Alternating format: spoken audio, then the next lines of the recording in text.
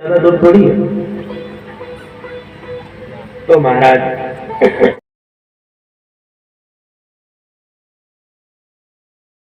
जैसे ही अपना ओरिजिनल वाला सुदर्शन चक्र चलाया, करंट कटा और महाराज चक्र गिर गया, गरुड़ भी चले गए, गदा गिर गई, हो ही नहीं पाता। आप लोगों ने कथा सुनी होगी कि वल्लभाचार्य जी के पास एक बार कोई बहुत कंजूस भक्त पहुंचा, कहा प्रभु मेरे को भी भगवान की भक्ति करना है, मैं आपका शरणागत होना चाहता हूँ, लेकिन इतनी व्यवस्था भगवान की करनी पड़ेगी। घर में बुलाने के बाद भगवान को बाल भोग लगाओ, उत्थान भोग लगाओ, शयन भोग लगाओ, भगवान को दूध से स्नान करो, आज एकादशी है जो है आज पंचामृत से स्नान करो, और हो सके तो राजोपचार ही सकल ही संतुष्टो भवराघो, हो सके तो भगवान की सुंदर मूल्य वान धातुओं के पात्रों में सेवा करनी चाहिए, है? हाँ, पीतल स्टील में थोड़ी करना चाहिए, ये तो जिसको भगवान साधन न दे, लेकिन यदि भगवान दे तो भगवान के लिए रजत पात, स्वर्ण पात, तो राजोपचार ही सकल ही संतुष्टो भवराघो, भगवान को सुंदर पात्रों में सेवा करनी चाहिए। और एक बात बताएं, हर पात्र को शुद्धि करने के लिए अग्नि में तपाना पड़ता है, लेकिन चांदी एक ऐसी होती है और सोना, दो धातु इतनी मूल्यवान होती है कि चांदी को पानी में भी केवल तो शुद्ध हो गई, फिर भगवान की सेवा में लगे। और सुवर्ण में हवा भी लग जाए तो शुद्ध हो जाता है। तो राजोपचारी सकलै संतुष्टो भवराघव। वल्लभाचार्य जी से कहा महाराज मैं सेवा तो करना चाहता हूँ, लेकिन बड़ा परिश्रम से मैंने धन कमाया है और धन खर्चा करने में मेरा मन बिल्कुल नहीं होता। मुझे तो इसी में खुशी है कि मेरा बैंक बैलेंस इतना है। हाँ, बहुत लोग इसी में खुशी मानते हैं, उसको स्वयं में भी अपने में प्रयोग नहीं करते। महाराज बस लाकर में चाबी लगा के रखा है, भगवान दोबारा सब कटौती कर देते। तेरे को दिया तो था, कुछ प्रयोग किया ना, तो अपने में किया ना परमार्थ में किया, तो उसका पात नहीं है। इसका रिकॉर्ड डिमोशन करो। बड़ा कंजूस था मन से। वल्लभाचार्य जी को लगा कि एक बार इसकी मति अगर ठीक हो गई तो ये भगवान का दीवाना हो जाएगा, तो इसलिए भगवान ने क्या किया जानते? वल्लभाचार्य जी ने कहा कोई बात नहीं, यदि तुमको साधन करने में, साधना करने में, साधन को लगाने में संकोच होता है, तो बिना साधन के भी भगवान, भाव बिन कुछ मिलता नहीं, भाव ही एक सार है, भाव से जो भजता मुझे, भव से बेड़ा पार है। मुझे तो केवल भाव से भी वो जो अक्षत पुष्प चढ़ा दी ना, तो भी मैं प्रसन्न हो जाता हूँ। तो तुम अब यही वाला प्रारंभ कर दो। उसने कहा ठीक है महाराज, लेकिन बड़े तन्मयता से करना, मन से करना, बस कुछ लगाना नहीं है, लेकिन मन में विचार करना। गर्मी आ गई, आज ठाकुर जी का खूब बढ़िया आमरस बनाया है, एकादशी है, बढ़िया आमरस का भोग लगाया, खूब ब्राह्मणों को चकाचक घटाया। कहा महाराज आम तो बड़ा महंगा है अभी इस समय, पापा मन से तो पिला दो। अब महाराज उसने कहा ठीक है, मन से पिला दूंगा। उनको सब विधि बताई। कहा सुनो, एक सोने का कलश रखो।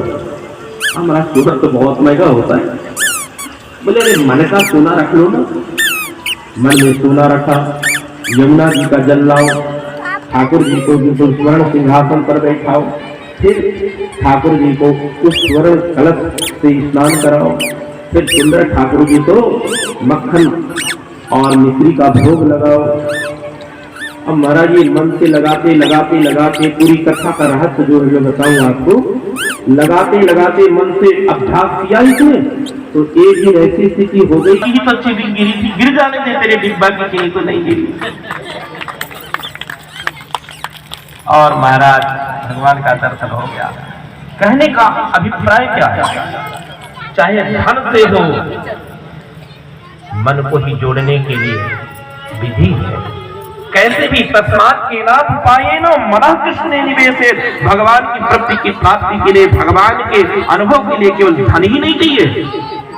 धन तो एक माध्यम है, साधन तो एक माध्यम है, उसको पाने के लिए मन चाहिए। रत्ना करोति सदनं गृहिणी च लक्ष्मी किं धीरमस्ति भवते जगदीश्वराय। राधा गृहीत मनसि मनसि च तुभ्यं दत्तं मया यदुपते कृपया ग्रहणम्। कहा प्रभु आप तो स्वयं रत्नाकर के दामाद हैं महाराज, आप रत्नाकर की जमाई, आपके ससुर ही रत्नाकर हैं, तो रत्न इत्यादि देना तो आपके लिए सब ठीक है। अरे दो उसको जो भूखा हो, जिसके पास न हो। आप तो रत्न के भंडार के दामाद हैं, जमाई हैं। और आपकी पत्नी कौन है? साक्षात लक्ष्मी है। लेकिन सब कुछ आपके पास है, एक वस्तु नहीं है। भगवान ने कहा क्या नहीं है? हमारे पास सब कुछ है और एक वस्तु ऐसी क्या है जो हमारे पास नहीं है? बोले प्रभु वो वस्तु आपके पास नहीं, वो मेरे पास है, वो मैं आपको देना चाहता हूं। भगवान भी अचंभित रह गए। भगवान ने सोचा हमारे पास क्या नहीं है, हमारे पास तो सब कुछ है। अच्छा, भगवान तो पूर्ण समर्थवान होते हैं। ऐश्वर्यस्य समग्रस्य धर्मस्य। उस भक्त ने कहा प्रभु जो कुछ कहो आप, लेकिन आपके पास ये वस्तु है ही नहीं। भगवान ने कहा क्या नहीं हमारे पास? बोले राधा गृहीत मनसि मनसि च तुभ्यं। प्रभु आपके मन को किशोरी राधा ने हरण कर लिया है, आप बिना मन के हैं। इसलिए दत्तम मया यदुपते कृपया ग्रहणम। कृपा करके आप इसको स्वीकार कर लीजिए, मैं अपना मन आपको दे रहा हूं, क्योंकि आप कौन है? आप बिना मन के हैं, क्योंकि आपका मन कौन ले गया? श्री किशोरी राधा जी ले गई। ऐसे ऐसे भक्त भी हुए भगवान के पास, और भगवान को चाहिए भी मन।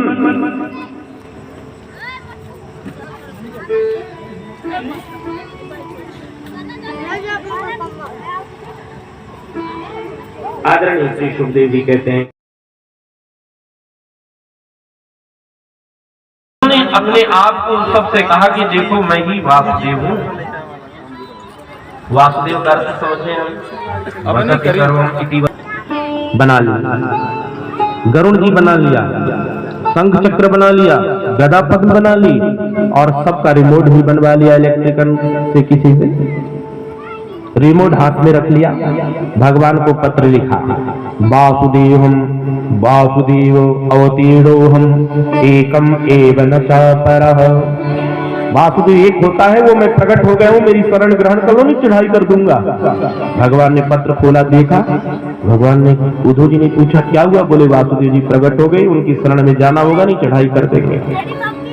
एकम एव न चापरः, वासुदेव एक होता है और वो मैं प्रकट हो गया हूं, आप मेरी शरण में आ जाओ, नहीं चढ़ाई कर दूंगा। त्याग दो और नहीं मैं तुम्हारे ऊपर चढ़ाई कर दूंगा। महाराज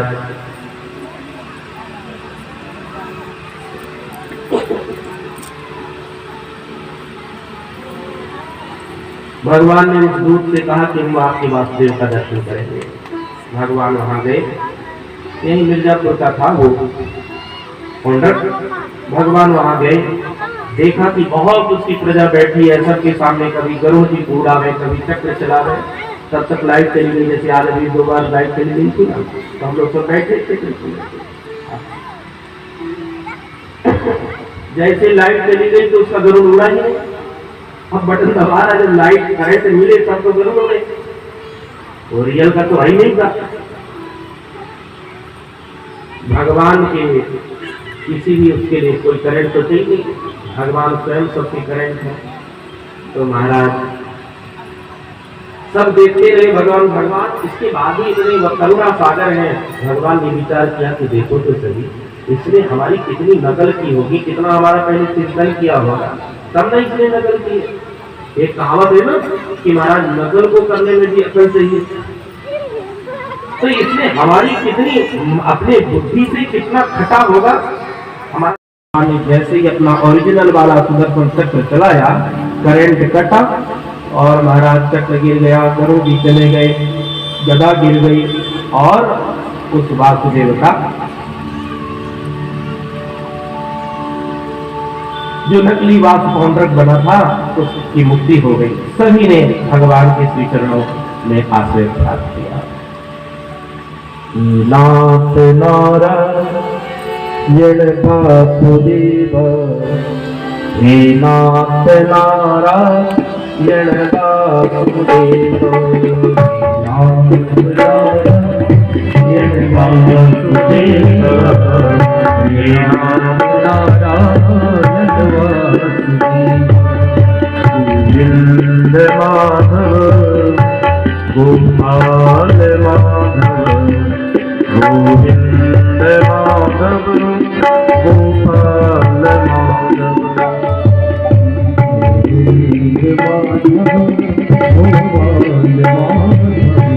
गोविंद माधव गोपाल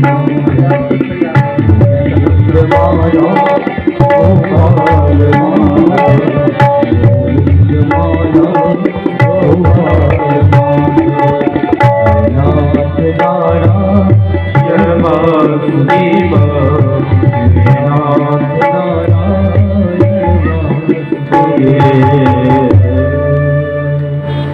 महाराज द्विज नाम का एक असुर आया, भगवान ने उसको भी नरक सखा द्विजो नाम का रहा, भगवान उसको दिए।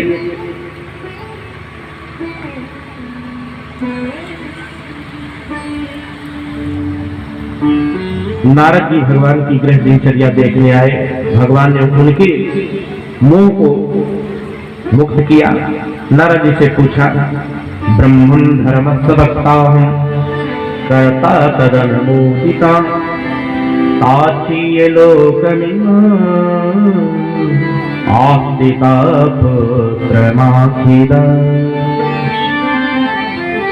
पुत्र, हमारी महिमा को देखकर, हमारी लीला को देखकर आप संत सभारी, जिनके घर में ऐसे संतों का आगमन हो उसका सौभाग्य है। आदरणीय श्री सुखदेव जी कहते हैं कि नारद जी ने प्रभु की लीला देखकर आश्चर्यचकित हुए, इसलिए भगवान पहले तो उनका स्वागत करते हैं। जिस महल में पहुंचते हैं तो कहीं ऐसा नहीं है कि भगवान को नहीं पाते। अच्छा, एक बात और है, भगवान द्वारिकाधीश ने 16,100 मातृका पुत्र माखिदा, पुत्र हमारे इस लीला को देखकर तुम मोहित मत हो। भगवान सुधर्मा नाम की सभा में बैठे हैं। उसी समय एक जरासंध के यहाँ से दूत आया। नारद जी से भगवान ने आने का प्रयोजन पूछा। नारद जी ने कहा, प्रभु इस समय पांडव इंद्रप्रस्थ बनाया है, राजधानी बनाई है और वहां राष्ट्रीय यज्ञ हो रहा है, आप उसमें पधारे, मैं आपको निमंत्रण दे रहा हूं। इंद्रप्रस्थ कहाँ है जानते? जो सभी राजा की राजधानी है उसी को इंद्रप्रस्थ कहते हैं। मध्य प्रदेश की राजधानी कहाँ है? भोपाल में। उत्तर प्रदेश की राजधानी लखनऊ में। लेकिन जो सभी राज्यों की राजधानी है वो कौन सी है? दिल्ली। तो जिसको आज हम दिल्ली कहते हैं वही इंद्रप्रस्थ है। हस्तिनापुर से दिल्ली ज्यादा दूर थोड़ी है। तो महाराज नारद जी ने ये बात बताई और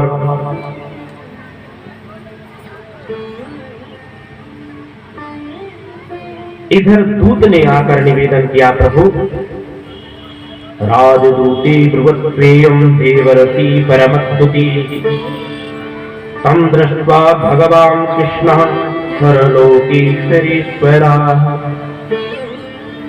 भगवान ने उसको पूछा तो कहा, महाराज इस समय 20,000 राजा बंदी बने पड़े हैं, आपके चरणों में आपका आश्रय चाहते हैं। भगवान ने विचार किया कि दो निमंत्रण एक साथ में आ गए, अब जाना दोनों जगह जरूरी है। अगर राजसी यज्ञ में नहीं जाता तो पांडव लोग भी अर्चित मान लेंगे। नई राजधानी बनाई, तो हमारी उपस्थिति वहां भी आवश्यक है। और कितने राजा हमारे आश्रय को या हमसे अपेक्षा रखते हैं अपने मुक्ति की, और वहां न जाए तो वंचित हो जाए। उद्धव जी से पूछा, उद्धव जी ने कहा प्रभु कभी कभी युक्ति का भी प्रयोग करना चाहिए। एक पंथ